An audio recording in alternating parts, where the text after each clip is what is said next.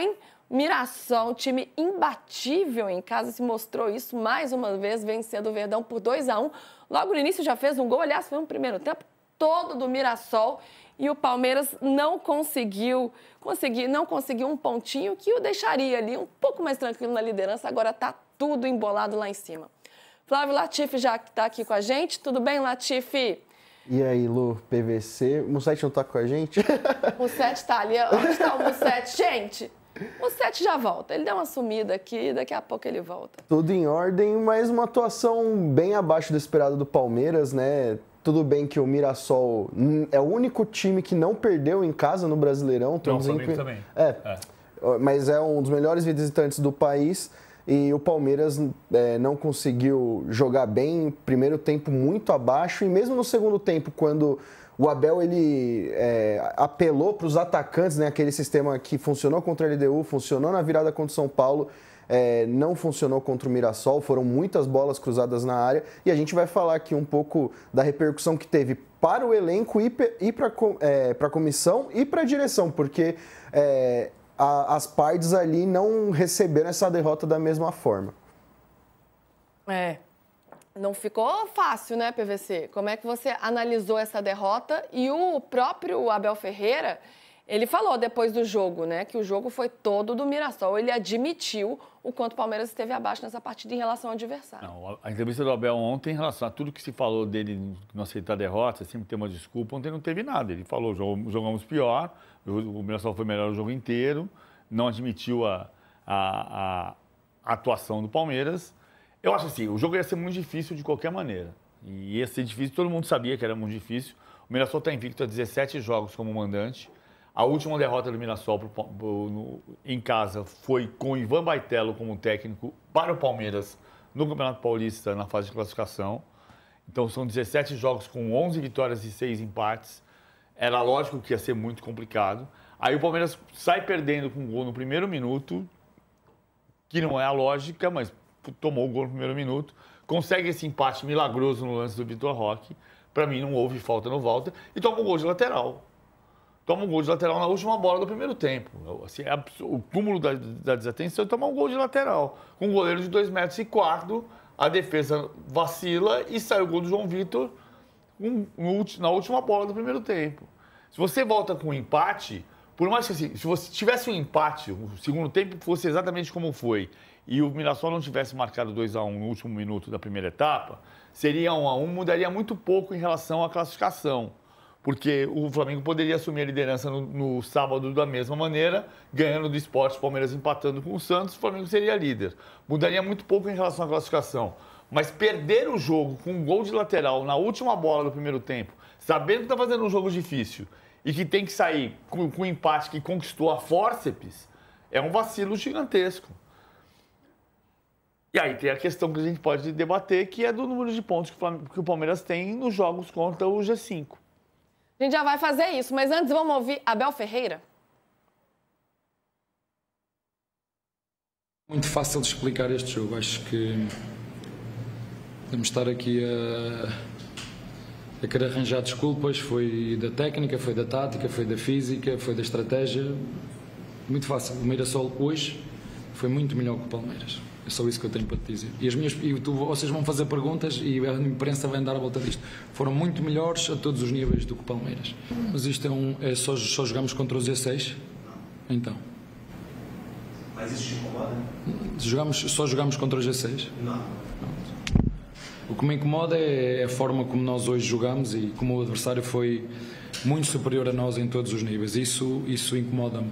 Mas dar os parabéns ao Mirassol, que foi melhor a todos os níveis. O resto, nós não jogamos só com o G6, o G7, o G20, o G30. Não jogamos, isto é uma prova de regularidade. Ganha quem fizer mais pontos e vamos ver no final quem tem mais pontos. A mim, dá-me igual, são os 3 pontos que a gente ganha ou contra o G6, ou o G7, ou o G1, são os mesmos que perdemos com o Bahia e outros. Vale 3 pontos. O G6, esse é o calcanhar de Aquiles do Palmeiras nesse campeonato brasileiro, hein? Vamos ver aí o Palmeiras contra um G6, contra os melhores times do campeonato. Tem só 20% de aproveitamento, ganhou 6 de 30 pontos, ou seja, ganhou 6 dos 30 pontos conquistados, só tem uma vitória diante do Botafogo. Olha lá, ó. Empate com o Botafogo, perdeu para o Bahia, para o Flamengo, para o Cruzeiro, empatou com o Mirassol. Aí a única vitória, que é diante do Botafogo no segundo turno fora de casa. Ainda perdeu para o Bahia, perdeu para o Flamengo de novo, empatou com o Cruzeiro e mais uma derrota, essa de ontem contra o Mirassol. Olha a diferença dos outros postulantes ao título, aproveitamento dos times contra o G6.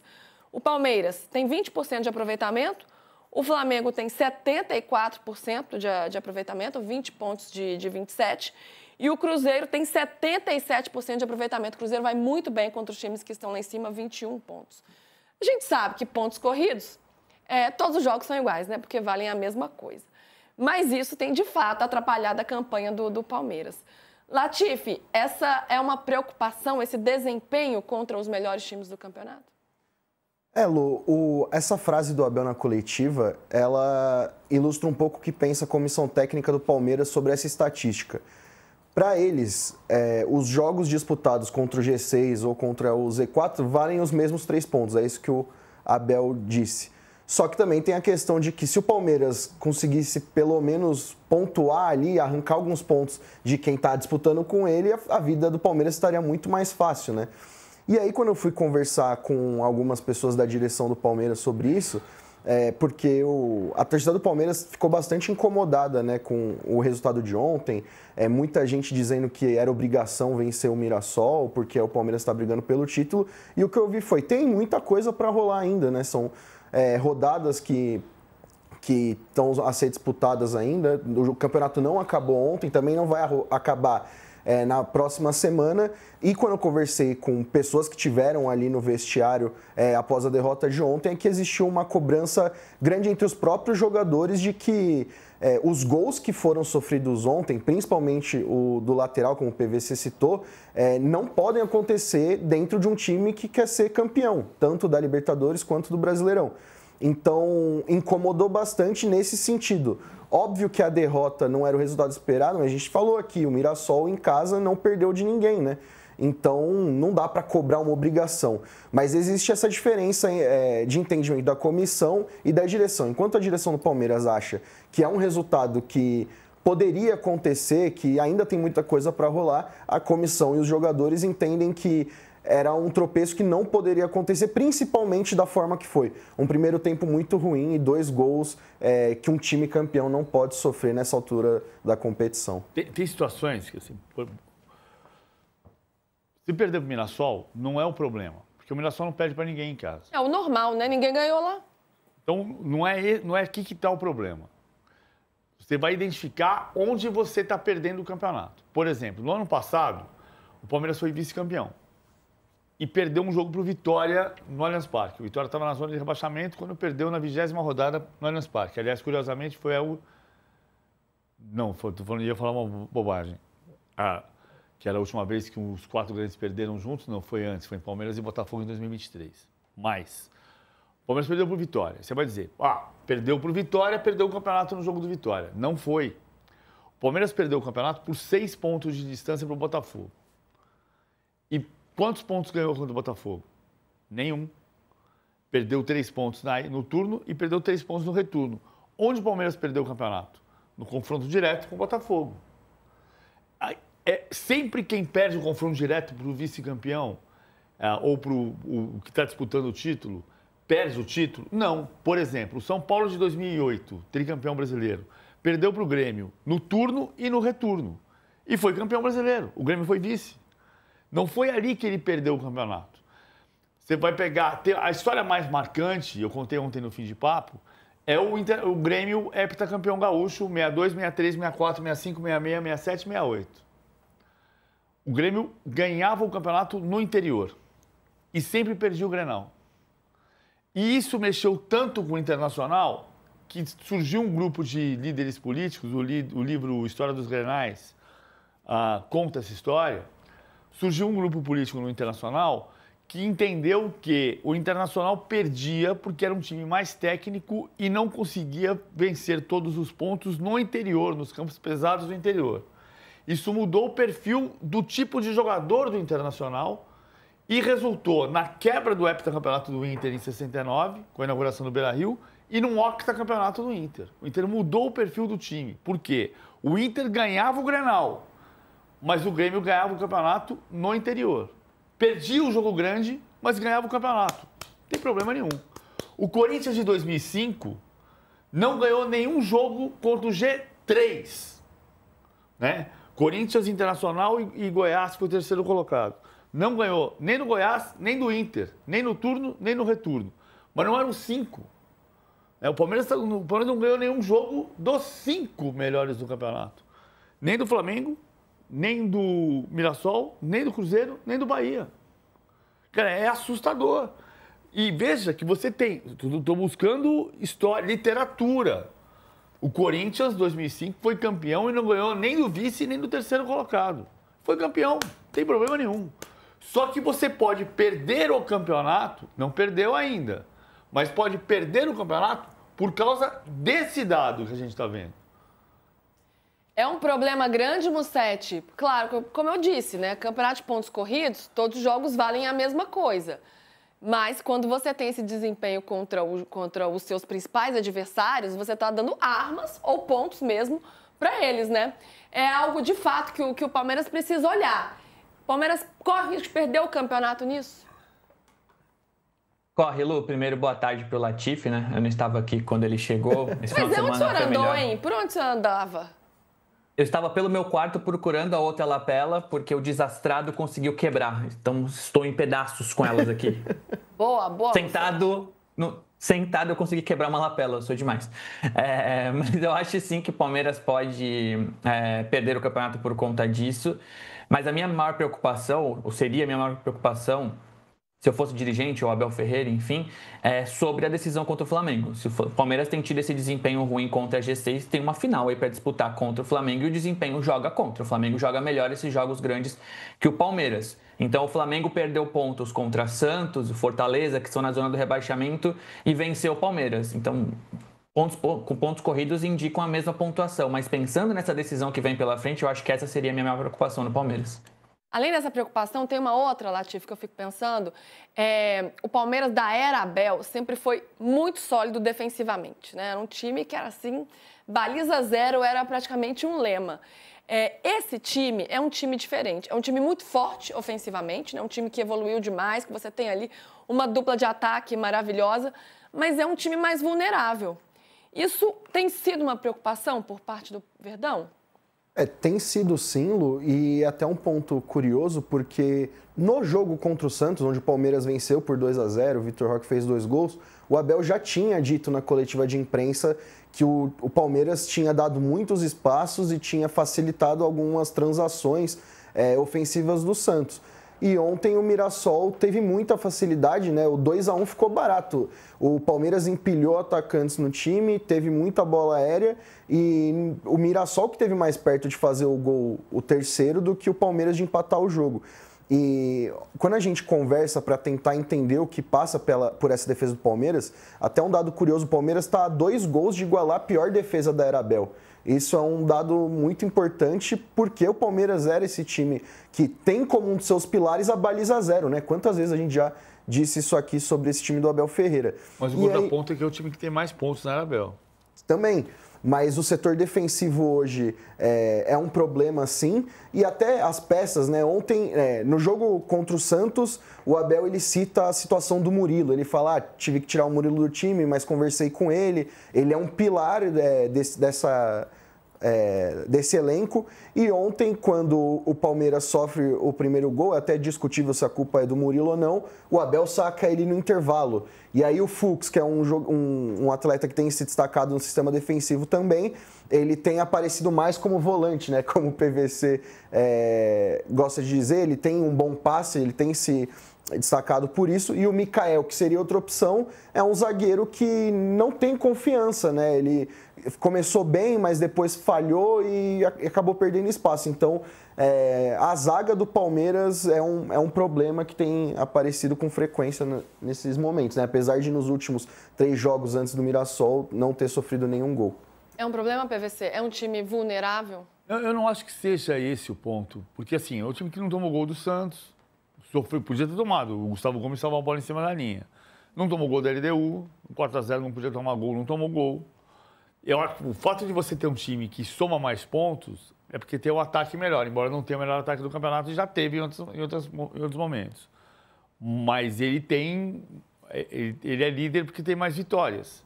Então ele está buscando a vitória e por isso ele tem mais pontos que em qualquer outra campanha, não é do Abel, é dos pontos corridos. É a melhor pontuação do Palmeiras na história do Brasileirão em 32 jogos. O Palmeiras foi campeão em 16, em 18, em 22 e 23 e nunca teve 68 pontos nesta rodada. Então, se você se lança mais para ganhar mais jogos, você vai se expor mais e sofrer mais gols. Tem um equilíbrio que você pode buscar. Tem a oscilação que é... O pecado é você não conseguir fazer, olhar o jogo grande. E, veja, talvez eu tenha sido a primeira pessoa a dizer que o Palmeiras não estava ganhando o jogo grande. Lá atrás. Hoje eu entendo que não é bem verdade que o Palmeiras não ganha todos os jogos grandes. Né? O Palmeiras ganhou do River Plate no Monumental de Nunes. O Palmeiras ganhou do River Plate no Allianz Parque. O Palmeiras ganhou do Santos no turno e ganhou do Santos no Campeonato Paulista. O Palmeiras ganhou do São Paulo a semifinal do Paulista, o lance do pênalti do Vitor Roque, que não foi pênalti, e o lance o jogo de Barueri. O Palmeiras ganhou do Corinthians no primeiro turno do Paulista, mas perdeu do Corinthians, do Paulista e a Copa do Brasil. Aí você vai ver, de fato, o Palmeiras não ganhou do Flamengo no turno e no retorno, perdeu os 2 jogos, perdeu do Bahia no turno e no retorno, perdeu do Mirassol no retorno e empatou no turno, perdeu do Cruzeiro no turno e empatou no retorno, ganhou do Botafogo só, que foi 1-0, ganhou do Botafogo no Mundial de Clubes. Então, não é mais verdade que o Palmeiras não ganha nenhum jogo grande, mas é verdade, a gente está vendo, contra o G6, o Palmeiras só ganhou do Botafogo. E aqui é que ele vai perder o campeonato, se perder. Falando na disputa pelo campeonato, agora tá tudo igual, né? Tá tudo embolado e o fim de semana pode trazer novidades aí no topo da tabela do Campeonato Brasileiro. Temos esses 2 jogos que já falamos, Flamengo e Sport, Palmeiras e Santos. Já também trouxemos os desfalques, muitos desfalques por parte do Palmeiras. Como é que o Palmeiras está preparando essa semana em Latifi? Porque tem desfalques por conta da data FIFA, tem suspensos. E tem lesionados também. Se a gente tiver até a lista de novo aí, podemos trazer mais uma vez. Qual vai ser a preparação do Abel para esse jogo? Time muito remendado. O Palmeiras, ele jogou ontem, folga hoje e amanhã e começa os treinos para o jogo contra o Santos no sábado.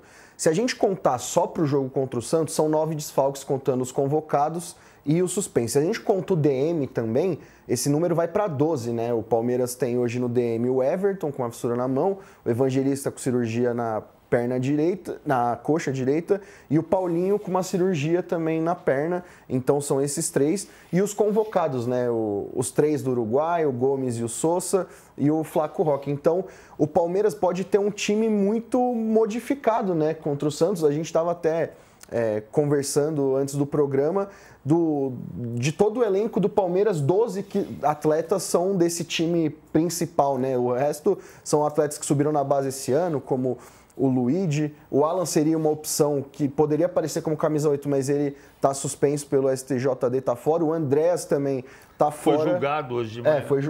O Bruno Henrique não foi julgado, mas o Alan foi julgado.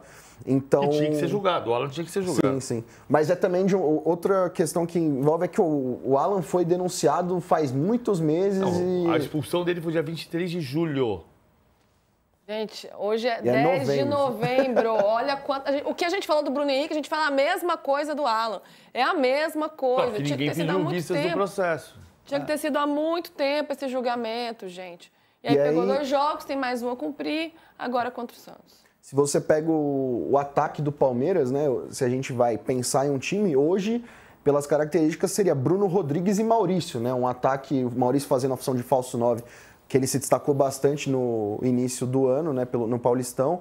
E o Bruno Rodrigues, que fez gol contra o Juventude, ontem entrou também numa função um pouco diferente do que ele tem atuado.